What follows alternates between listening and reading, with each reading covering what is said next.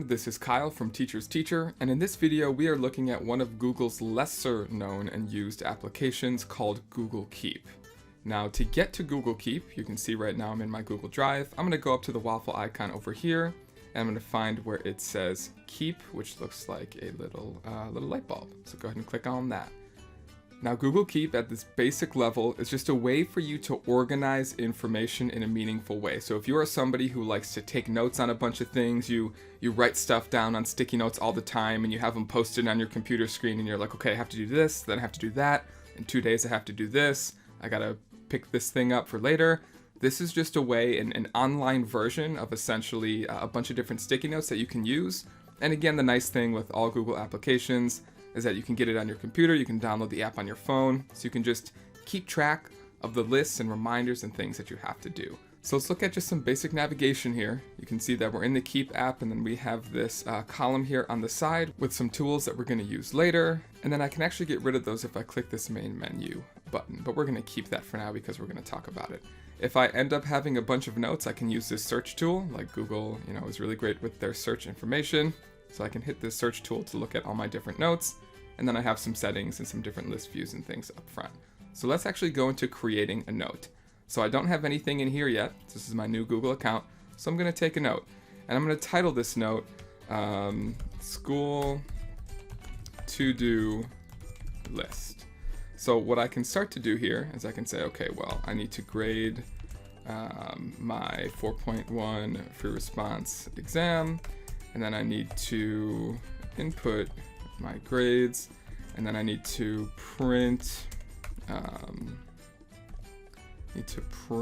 do I need to print? I need to print worksheets for tomorrow.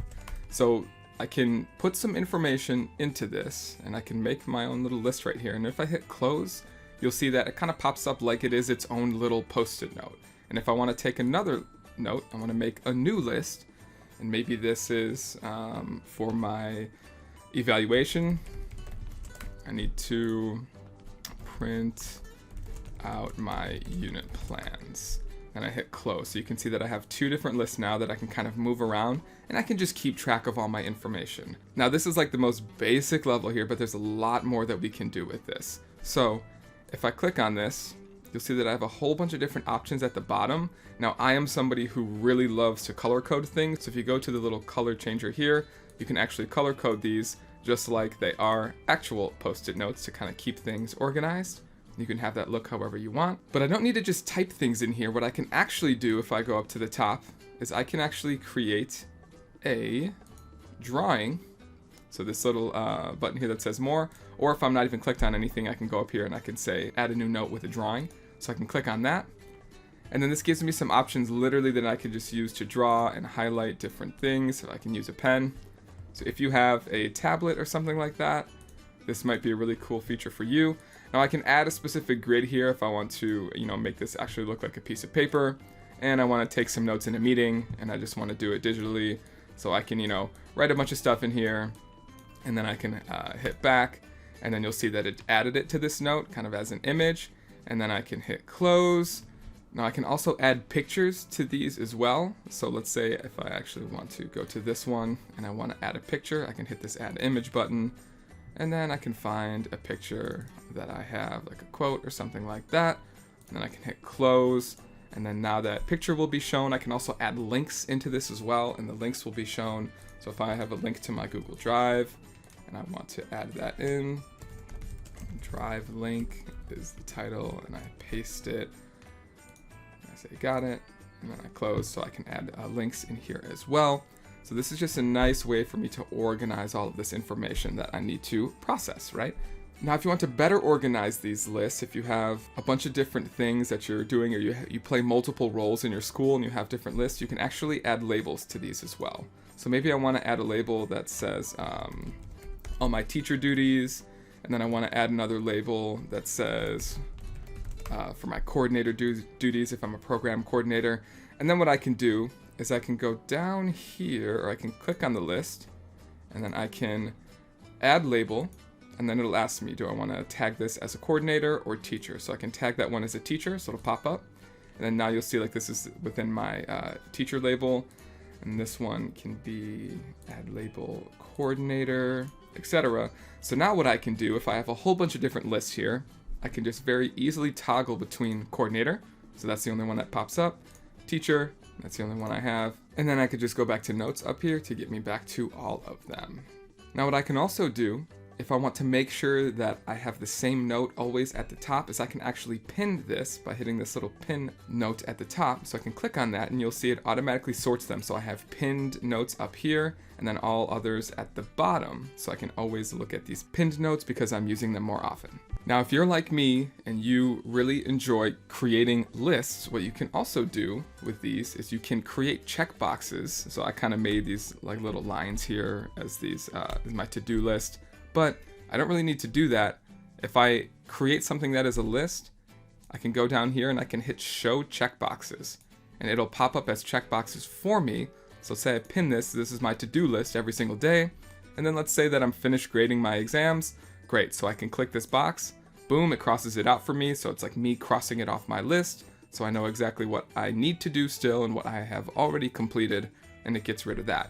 Now I can also have the option to not show the completed item just by kind of clicking this line down here, and if you have a bunch of different completed items, you can either delete them by going to this and say delete checked items, so it will get rid of it.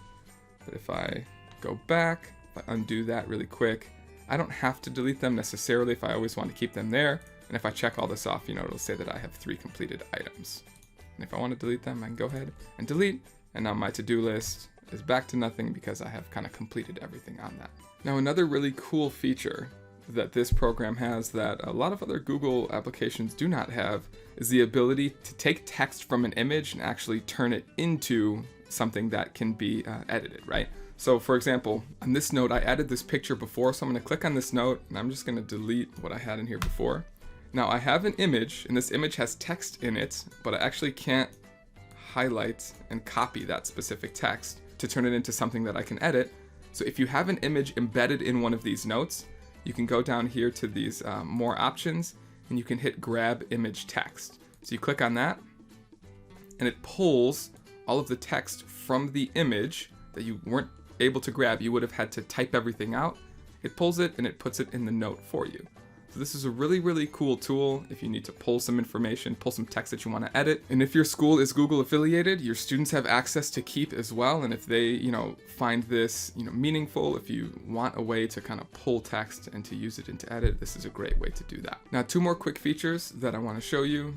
If I go to one of my different notes up here, you'll see that there's kind of 2 more options. So you can set a reminder, like if you have a to-do list or something that you added on a note, you can set a reminder here to say, okay, I want you to send me a message on this day to make sure I do this specific thing with whatever it is in my note.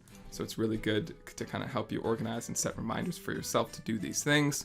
And then, as always, Google makes it very easy to share information.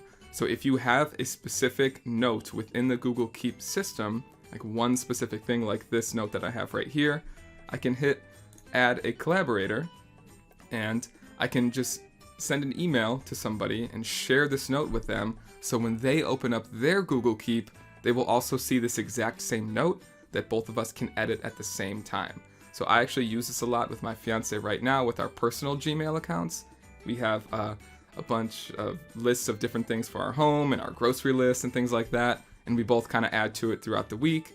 And then usually over the weekend, we kind of go shopping and we grab all that stuff. But it's nice that both of us are owners and can collaborate to look at the notes and edit them all at once. So that's just some basics for Google Keep. I hope you enjoyed the video and I will see you for the next one.